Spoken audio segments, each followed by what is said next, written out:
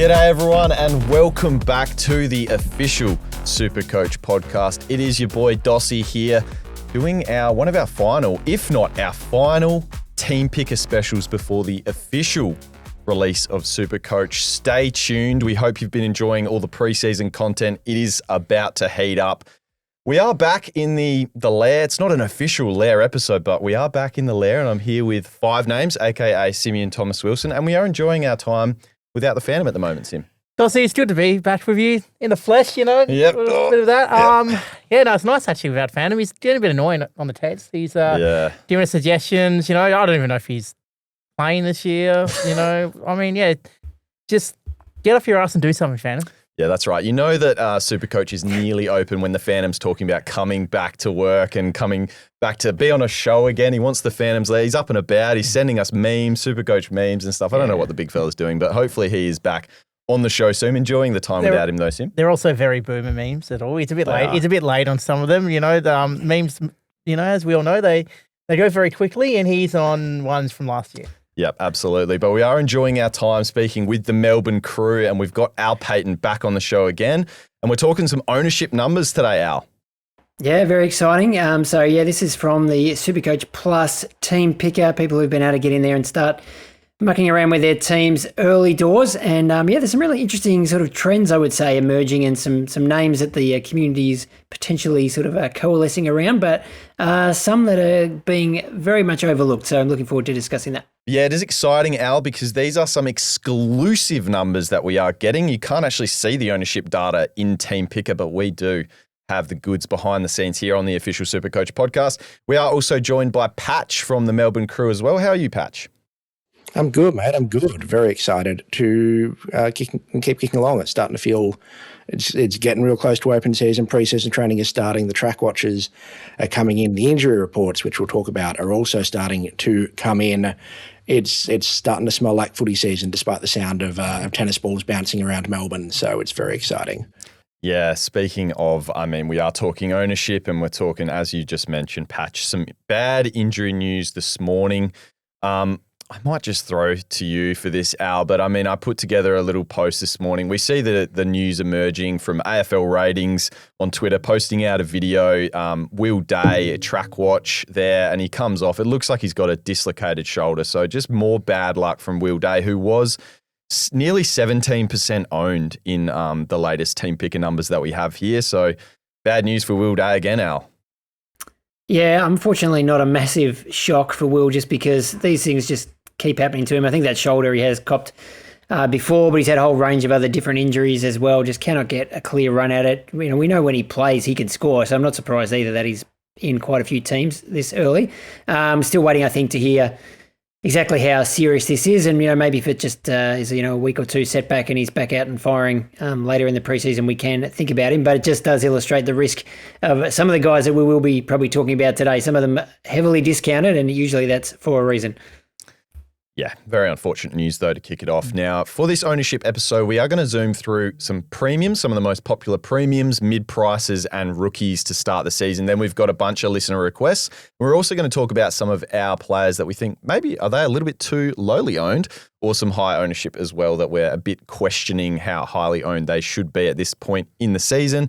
Very early days, but here are some of the ownership numbers in the premium category players that are costly in SuperCoach. Number one, no surprise, Harry Sheezel, available as a forward this year, 81% owned at the moment in Team Picker. So everyone that's jumping on early is big fans of Harry Sheezel. Number one, 81%. Just, jump in, Dossie, too, to say can reveal that 95% of those are picking him in the forward line. So there's a few who don't mind him as a mid, but obviously fair chance he'll be the number one forward this year. Yeah, and likely one of the number one picks in SuperCoach draft as well. The second overall premium highest owned player, Tristan Sherry. We were big fans of him last year. Sim, another captain option for our teams. Is he on your side at the moment?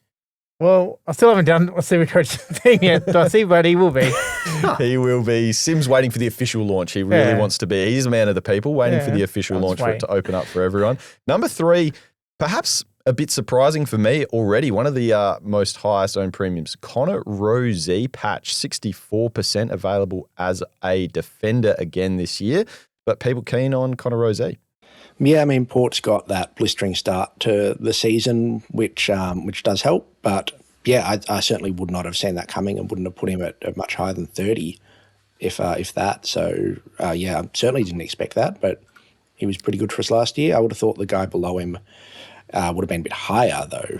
Yeah, Zach Butters, 63%. I mean, that is still super highly owned, but the number one premium midfielder here, if you don't, obviously we're available to pick Sheasel in our forward line. So number one premium mid is Zach Butters, 63%. And then Nazire Wanganeen Miller as well at 63% ownership. So some pretty recognisable names, I would say, in the top 5 there, guys. I'll just whiz through some other really highly owned names in the top 10, and then we can sort of discuss anyone else that we're keen to talk about. But Christian Petrarca was 6, Nick Dacos in at 7, Errol Goulden highly owned at 8, and then Max Gawn at 30%, followed by Marcus Bontempelli, 26% ownership, rounds out the top 10. Al, was there anyone else in sort of the, very high ownership stakes here that you were keen to just touch on before we move on to some mid prices? I think we probably should talk about the Bont just because he's the most expensive player in SuperCoach, the only guy over 700k, and he was the number one scorer last year. It was actually his best ever year in SuperCoach. So it's interesting that he's only in about a quarter of teams at this stage, and I think that really comes down to, obviously, the price is a major factor, but also the Bulldogs draw. And, we don't want to get too, sidelined talking about buys and fixtures and things like that. But if you look at the Dogs draw, they are in opening round next year, so or this year now, next season, so they'll have an early buy, and they also have some tough. I think of any team in the comp, they've got just about the toughest opening 6 rounds. I think they play Hawthorn, the Giants, Geelong, teams like that. So it is going to be tricky. I mean, we know the Bont is the Bont, and if you've got him and then everyone else wants to try and get him at some stage, you're sort of ahead of the pack. But the hope is, I think, for a lot of people that maybe after that tough run in the first 6 or so rounds, we can maybe try and grab him a little bit cheaper. Is that the same? Can you make an argument almost the same? I know he doesn't play opening round, but for Sheasel, because he's going to be fully priced, and you go against, even though he's highly owned, probably going to be a number one forward, but you hope that he has maybe not a good one or two not so great games to start the season. You get him a reduced price later on. It's just who else would you pick? That's the thing. In the forward line, I think it's hard. Now, you mentioned a guy last week you think could go to premium status, like a Zach Bailey. If someone like that emerges that could, fill that void, but I think it's going to be tough to go against Harry Sheasel, I think, this season. Just put it out there. That's an interesting point. Now, I do have one for our Adelaide reporter, Simeon Thomas-Wilson here. One that popped out to me in just this top 25. And if you do want to see a list of, I'll put 25 names on Code Sports YouTube channel, incentive for you to head over and watch us on Code Sports YouTube. I'll put up a little graphic with the full top 25 if you are interested in seeing the rest here. But Isaac Rankin coming in at 12%. He's not going to be right for round 1, is he? No, he's suspended. He's suspended. Yeah. So that's just a public announcement for anyone that's starting with Isaac Rankin. Maybe reconsider that. He's still suspended from last season. Unless if you got really good bench cover. Yeah, that's right. Well, it's the equivalent of, like, the Crows don't play opening round, but sort of, you put him in the same bucket as some of these other guys who will have an early buy. So I guess it's not best 18 scoring in round 1, so not quite as easy to cover potentially. But look, I mean, he's averaged nearly 100 last year. I suppose the thing with Rankin last year was that there was a big hope that he'd get, suddenly become a midfielder, and he could average 110. And I think we saw over the year that's probably not how he's going to be used. He is that forward who can go in there in little bursts and have a bit of an impact. So I think he probably is priced about what he'll score, but. Given that he's missing around and there's not a heap of value there, I'm probably looking elsewhere. The other one who's very highly owned I would put in a similar category is Christian Petrarca. I'm not sure what you guys think about him, but not sure that Gold Coast midfield, he's going to get any more time in the guts than he did at Melbourne. He's probably going to play mostly half forward with some midfield time, and I'm sure he'll score well, but again, priced around the 100 mark. Is he going to go a whole lot better than that when Gold Coast again is missing a game early on? I'm certainly not super enthralled by the idea of Petrarca. I think he'll be in everyone's team by the end of the year, but it certainly doesn't shock me that, it does shock me a little bit that so many people are so keen to climb on board, but again, the forward line is not looking particularly friendly as it rarely does, so he feels like a reasonably safe option to be a lock, to be that top 6, top 8 by the end of the season's end, total points-wise.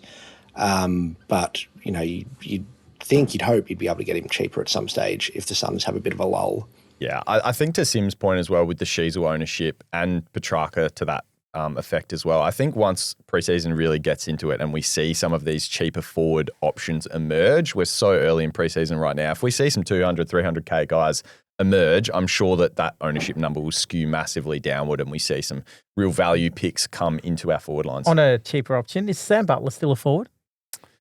I would have to check that out. I was saying, are we still in the premium section? No, he could just be one that, all day going down.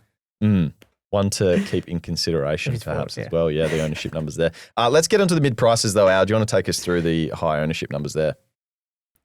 Yeah, well, the news here is that Dossie obviously has great reach over the summer with, obviously great work on the pods and on the socials because the fans have drunk the Kool-Aid and Sammy Flanders is the number one mid-pricer in the SuperCoach. 74.9% of teams obviously available as a forward this year. We think he'll play in the midfield at St Kilda and should average a lot more than he did last year at Gold Coast. And similarly, number 2, Haydn Young, another one of your boys, in 56% of teams. So very, very cheap in the 300,000s for someone who, I'm sure you can reel off all these points per minute numbers, but when he is on the park and plays a full game, he scores very well. Whether he can do that every week is a big question mark. And, similar for the next guy, Adam Treloar, in 42% of teams, averaged 116 the last time he played a full season. But how confident are we of that? Interesting. Where does he fit in Luke Beveridge's plans? But again, so cheap.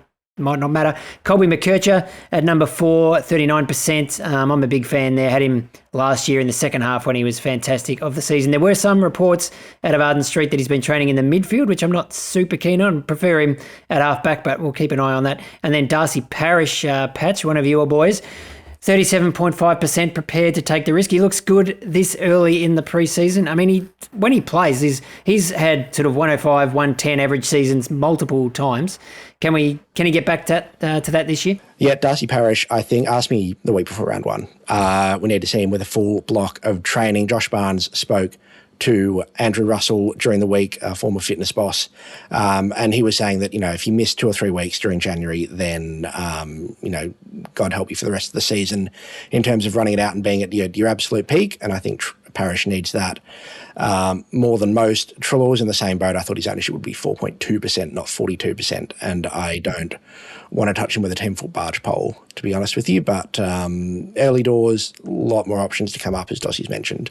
But Parish, I think, if he's fit, should be one we look at.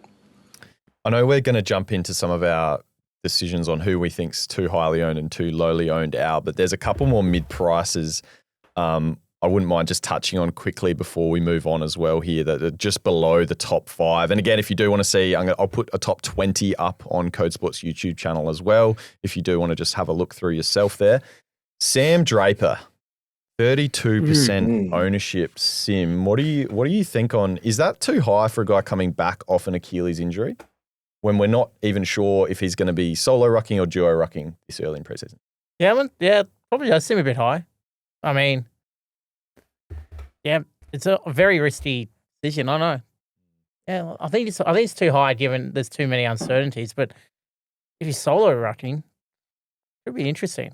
The one that I'm interested in, I was Jordan De Goey above Dan Curtin. Jordan De Goey down at 10%. Dan Curtin a little bit lower than that at 8%. But yeah, maybe those social clips haven't hit socials yet. For Dan and your other one, Harley Reid above Dan Curtin as well. What? Harley Reid at 13%. Yeah, so Harley Reid's, fair enough there. But Al, I want your thoughts. I mean, there's obviously Sam Draper as well, if you want to touch on him, but Nick Newman in at 20%. 2 guys coming off serious injuries last season. Do you have faith in either of them? Obviously, we need to see much more in preseason how they're going, but any thoughts on either one of those?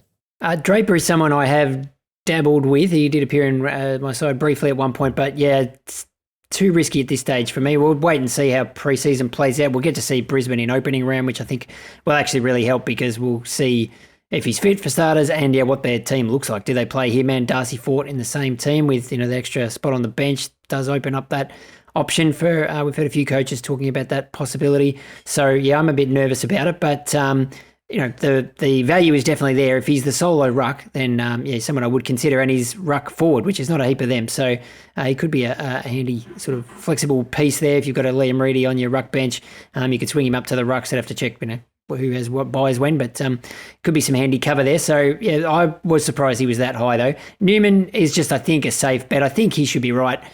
For the start of the year, there was talk last year that he might come back towards the end of the season, and they canned that idea because there wasn't a lot to gain from that. But I guess his average, when he has been a sort of a premium, is around the 100 mark. He's never been, even like a Parrish or a Treloar type, he's never reached those numbers.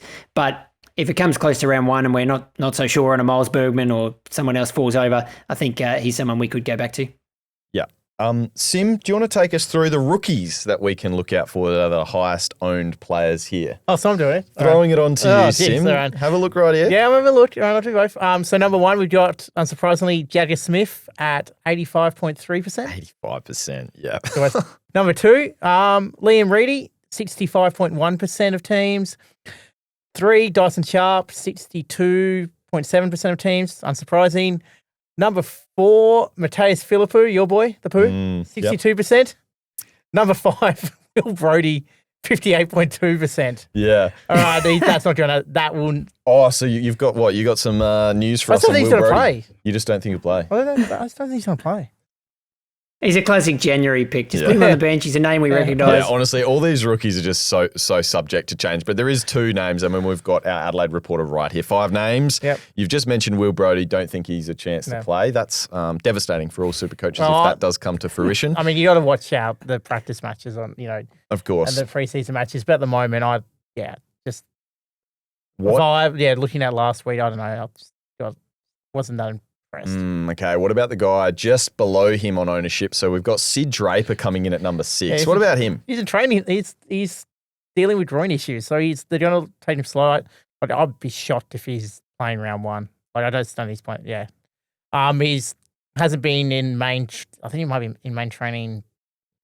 Very vague, like coming weeks, whatever that means. But yeah, I just don't think Sid Draper's in the mix for the Crows at the moment. I think, he'll be like last year. They're also going to be very patient with him as well, still. Yeah.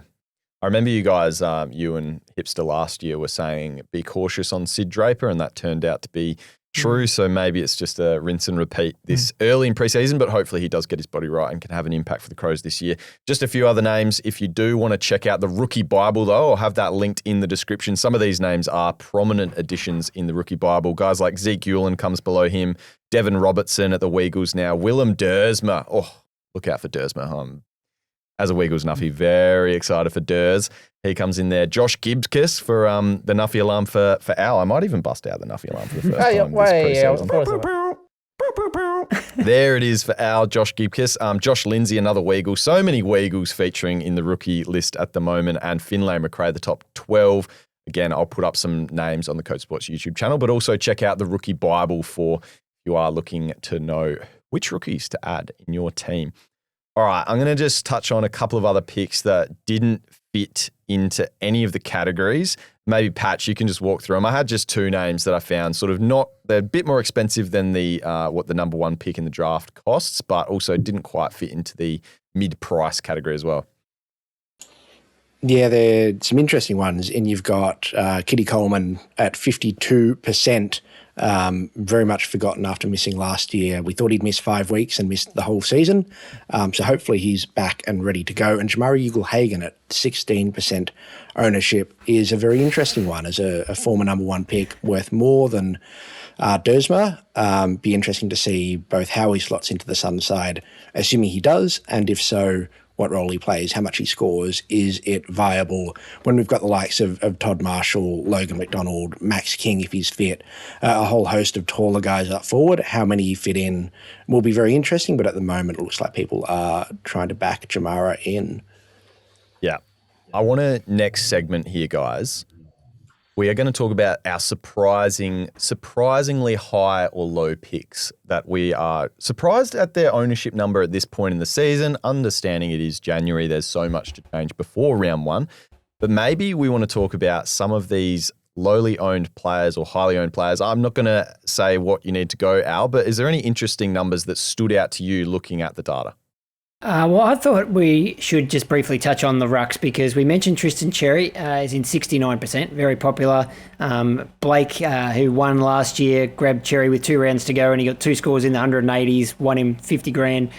So we know what Cherry can do, and North don't have a bye. They've got a great fixture. Yep, I lock him away. I'm very happy with that. Then we get Max Gawn at 30%, and then the next two are Luke Jackson and Tim English at 17% each. So there's a bit of, looks like a lot of people like Cherry and someone else, and there's a bit of a variety of who you might have next to him. But then the one that I wanted to talk about was Brodie Grundy, who's at 11% owned.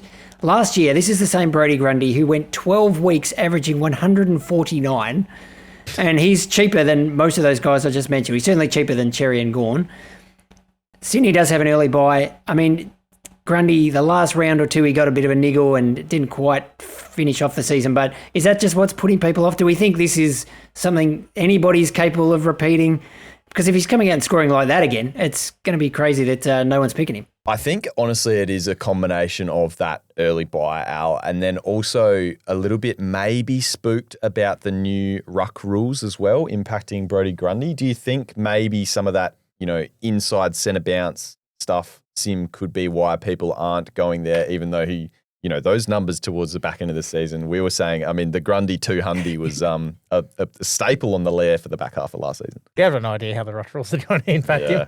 I mean, who am I, the ruck whisperer? 11% though is very low compared to Sherry, though. I think it could be just buy related mainly. Yeah, I reckon a lot of I think a lot of stuff's buy related. Like you look at Nick premiums before Nick Dacos, he was like 35%. That's probably quite low for Dacos because of Collingwood have a buy. It was the same last year. People didn't start. People were like, oh, maybe I'm going to fade Dacos because he had the buy.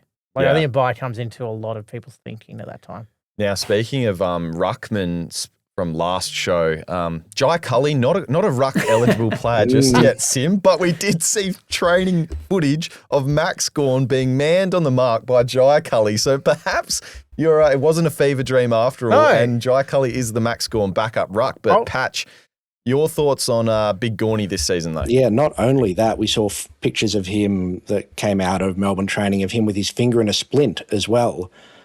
So that's not a good sight for anyone that's got him in SuperCoach or planning on him, or if you're a Melbourne fan, because the backup, Tom Campbell, was in a neck brace after getting a knock as well. So Jai Cully R1, you're hearing it more and more. Lock him in. Whoever, it is annoying that I can't remember where I saw it on Twitter now. But whoever said that, shout out to them. Well done. It's yours you now. Get your flowers. I mean, I'm not. Yeah, I was just like, this is great. I'm last point on the rucks. Nick Bryan for me, who I mentioned on the show last week. Now again, I don't know his health status at Essendon this early in preseason, but 5% owned shocked me a bit. I mean, last season, I feel like we were all going for that, using that flex position for a third ruck, and Matty Flynn was a big name that was thrown around at this time last season. But Nick Bryan coming in super cheap, not a particular option for everyone. Maybe his health is just not ready to go by round one. Yeah, not sure he'll be right for round one, but hopefully. Yeah, I think that's probably the big thing. But even still, though, there's not doesn't seem to be people are utilising that spot for maybe those rucks that they were last season. And I was surprised at Luke Jackson at 17%. I thought I was going to be alone in that. I thought he'd be maybe a point of difference for me, and it seems like he's a really popular option in the ruck. So again, maybe speaking to these new rule changes, having a handy implication for a Luke Jackson type of ruckman. Sim, and did any numbers stand out to you in particular? I'm not that surprised that Horne-Francis is low because he's had an interrupted preseason. How low is Jason Horne-Francis? So we've got him on the table here, the bobblehead back in the studio. Is that team numbers or this? It's 2%. 2%. That's 2%. Yeah. Jason Horne-Francis, your man, Al. Yes. 2% owned this season. Obviously mid only this year. Yeah. No, don't do that. I mean, it doesn't surprise you? No, I'm not surprised. I'm surprised. No, I mean, he's mid only. He's had, he was only just running the other day. So, at training. So he's don't have interrupted preseason. We all know Horne-Francis needs, pretty much full preseason. Him and interrupted preseasons aren't good. So, actually, I mean, I'm surprised that people are not getting around Trent Rivers after we talked him up last time. Yeah, Trent Rivers down at 3% ownership. So I think 3 of the 4 guys on this show, panelists, were keen on Trent Rivers last week in our breakout category. Yeah, 3% owned at the moment. So it could be a point of difference until we see more of him in preseason as well. Any names or numbers jump out to you, Patch, in the ownership data that we saw?